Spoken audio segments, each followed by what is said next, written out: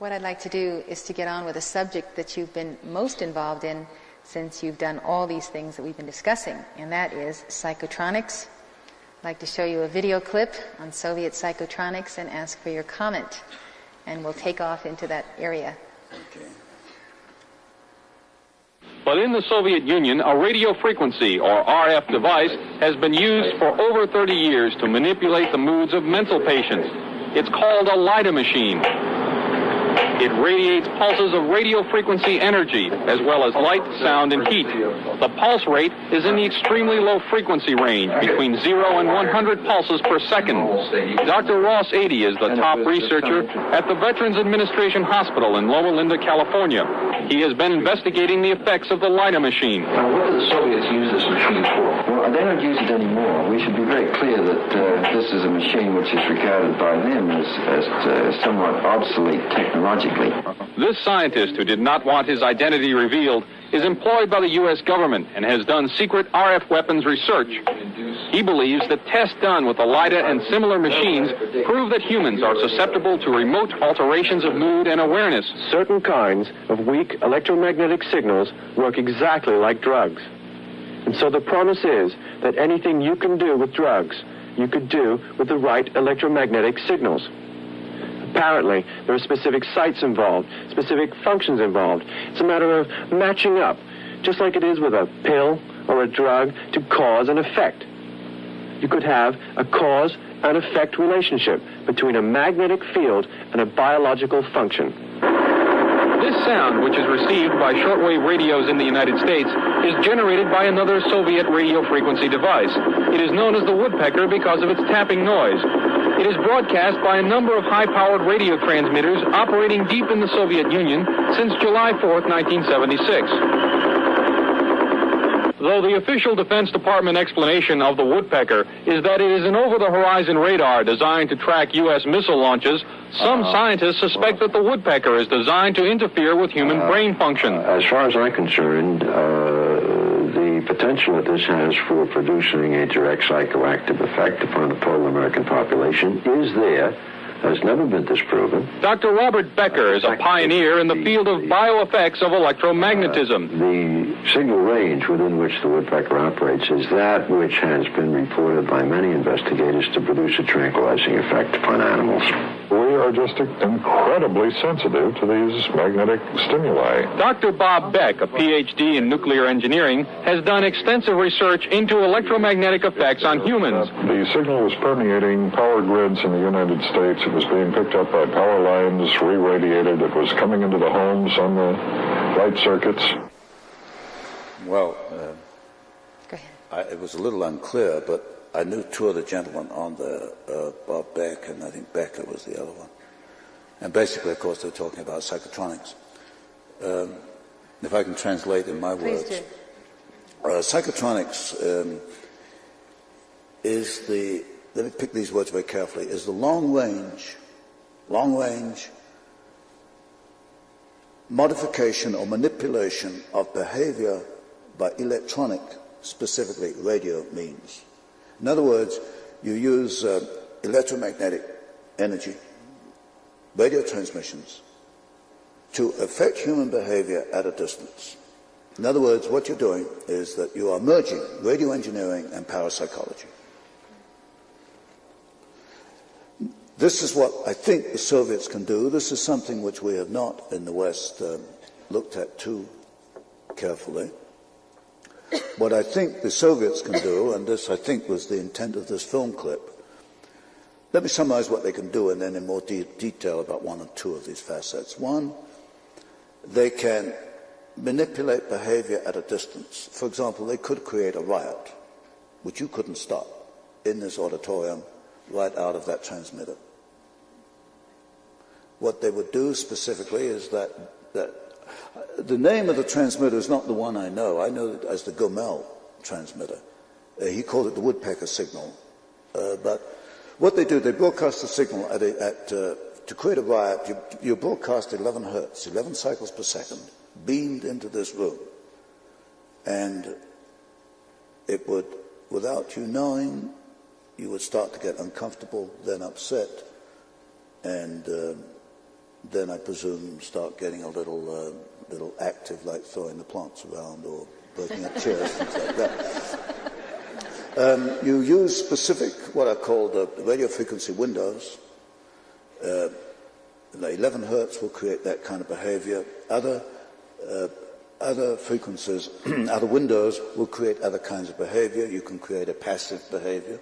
You can make people go to sleep. You can create narcotic effects. It has been used actually as an antidote, as a cure for narcotic addiction. You can make people alert. You can make them misconstrue, misunderstand things. Each has a specific, very precise frequency. We know what these frequencies are. We know the behavior modification that can be brought about. We know the Soviets are using it. Let me give you I'll give you three examples. One, the Moscow Embassy in 1977, the State Department discovered that its employees are being zapped by what they call microwaves, that were really these transmissions, extremely low frequency transmissions. The ambassador, in fact, had heart problems as a result of it. And you can induce medical effects. You can induce heart attacks at a distance with certain frequencies. That's one example we know. The State Department then took the wrong approach. It's put screens on windows, but we know that copper and steel screening will not shield from alpha, extremely low frequency waves. There is another antidote, which we can get into later if you want. One, we know you can modify behavior through beaming radio waves on specific frequencies at a distance. We can do that. How great a distance? Well, the transmitter they're using is at Gomel. We know that that was beamed on Eugene, Oregon in the late 70s. They were picking up, I forget the cycles per second, I think it was about 9 hertz. And that was very intense at 3,000 feet. They got, public health people picked up a number of, well, I think 20, 30, 40 cases of disorientation, headaches, nausea, that kind of thing, which you would get from that frequency.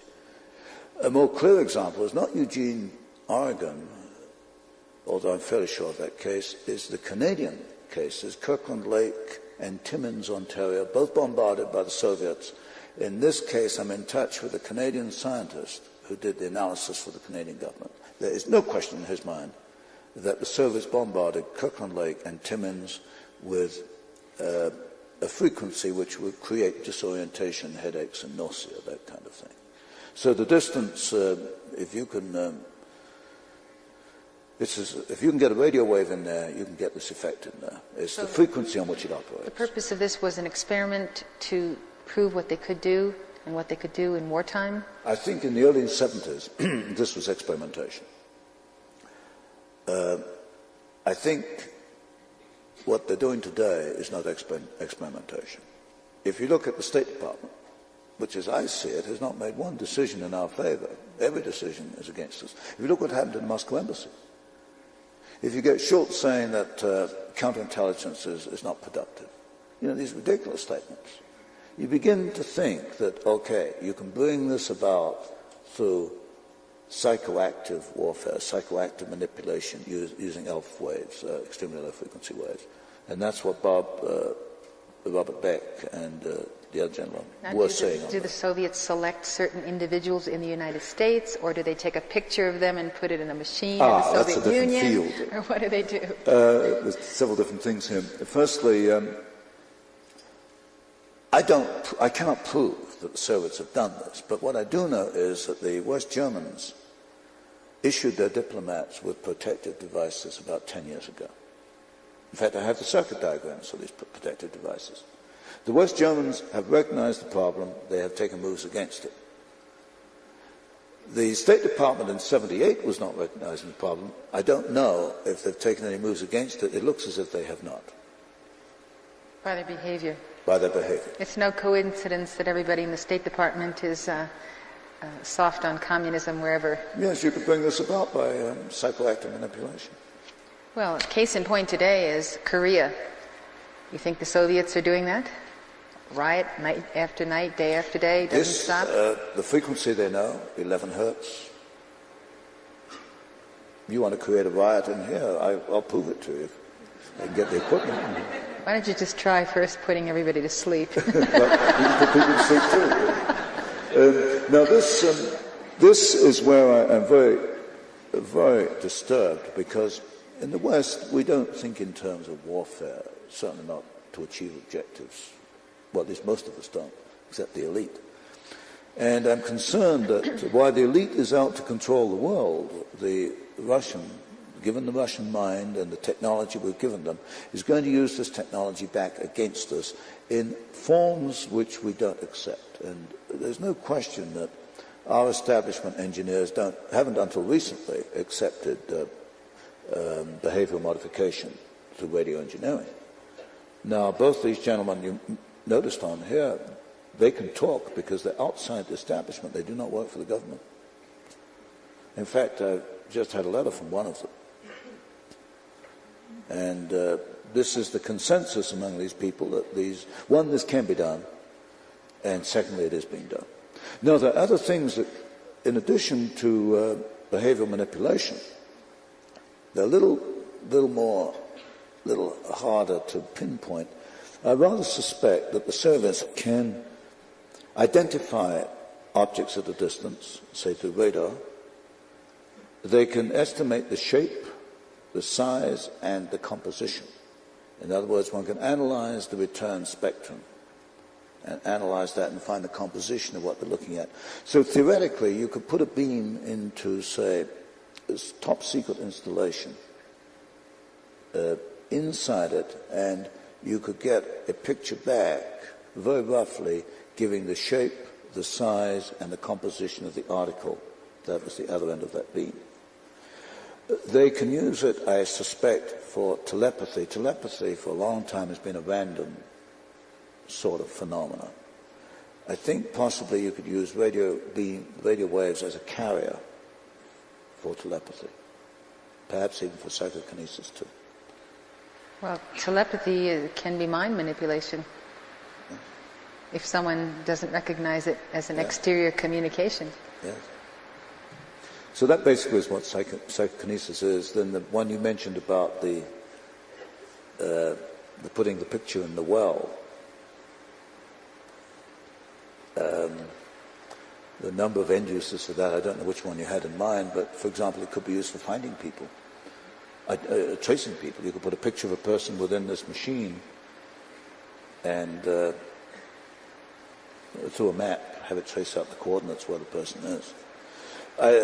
I heard it was used in one case, the U.S. Navy, and now I cannot verify this, it's only what it's just hearsay, that the U.S. Navy did experiment with this kind of operation by getting the signatures of Soviet submarine commanders and using this process for identifying the location of this particular submarine.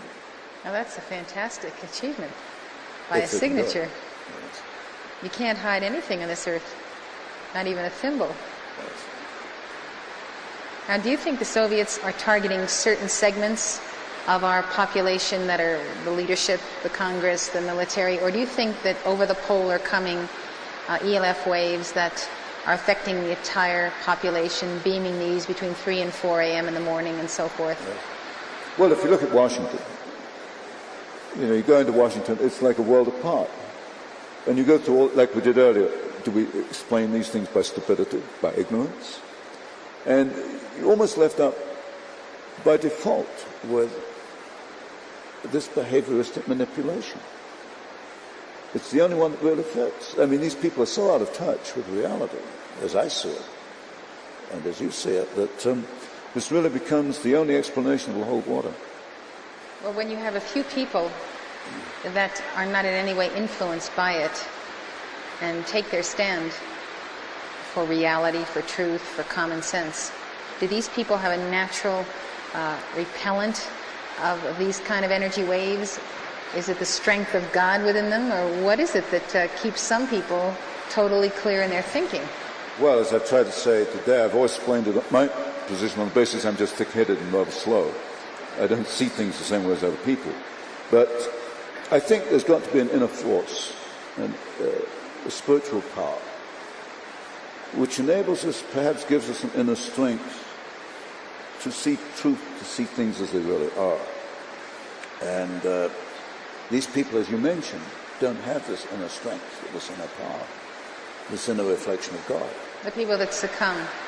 People are doing these things. The people projecting the waves and those that are receptive to them. Yes, both sides. Both sides. And when you look at the people who are receptive and who tout this line, they seem to have had the capacity for vulnerability to this before they came under that attack. Like Schultz, for instance. Yes, a vulnerability. Yeah, like Schultz. I mean, you could say he's a victim of ELF waves, but Schultz was Schultz before he was a victim of ELF waves, is what I'm saying. Yes, it's whether the Soviets manipulated his psychological weaknesses or the ELF waves brought them about. But the kind of person you get in Washington, the person who searches for power, you can guarantee that 95% of the people in Washington have got this lack of inner strength, as you mentioned earlier. You know, if it's been observed by top people in Washington that the attrition rate on the part of people visiting the Soviet Union and then coming back and being soft on communism is amazing. In fact, they can go to the Soviet Union and be totally turned around in their views and become pro-Soviet. Do you think that, therefore, there is a greater effect of this mind manipulation in Soviet territory at closer range? You're getting this with the businessmen. These top businessmen go to the Soviet Union and they come back. Dwayne Andrews is a very good example. He's chairman of Archer Daniels Midland. They come back from the Soviet Union and they may as well be reading a translation of Pavlov when they come back. It's the straight party line, right the way down. Now, they weren't always like that. But they do go visit Moscow and they come back and they gradually get into this party line business. What is very disturbing with a man like Dwayne Andrews is he is a very big financial contributor to people like Sandra Dole. He backed Hubert Humphrey for many years. But you do get this phenomenon, not so much with diplomats, but you certainly get it with businessmen. They go there, they're wined and dined. I suspect they get this psychological manipulation. And they come back, and then they parrot the party line. When you challenge them, they become confused and hostile. That's a real telltale sign, isn't it? Real telltale sign. The hostility is a front because there's no reason behind it. It's a bluster. It's bluster. And I've seen that at first hand. They become very antagonistic. I've seen it too. Yes. Which is weakness. There's nothing behind it. They're confused themselves why they're saying this and why they're doing this. And then they fear the reality they're being told because somehow their inner mechanism is repolarized around something else. Yes. I don't think there's any defense against psychotronics except to raise one's vibration. And that's why I made the album, The Only Way to Go Is Up. You have to go up in vibration to escape psychotronics because they can only hit at a certain level. Well, theoretically, if you transmit on another frequency to counterbalance the destructive frequency, it's like anti-noise, will eliminate noise. I have the circuit diagrams for an instrument which the West Germans are using. And how does this protection accomplish? Well, it neutralizes the destructive frequency. And so if they're beaming 11 hertz at you, it will neutralize, you adjust your instrument to neutralize 11 hertz, which would create the riot. 11 hertz would create the riot there. Can you create disease and abnormalities in cells and cell function? Yes. By these waves? You can create disease with waves. Yes. You know, the Soviets are very vociferous about accusing us of having created AIDS. Does that tell you anything about the Soviets? Yes, a guilty conscience. Well, a guilty something. Yeah, I'm quite convinced they're using both psychotronic warfare and weather warfare. Tony Sutton, you've done it again. You've been the flame of freedom that speaks at Summit University Forum, and we thank you. Thank you.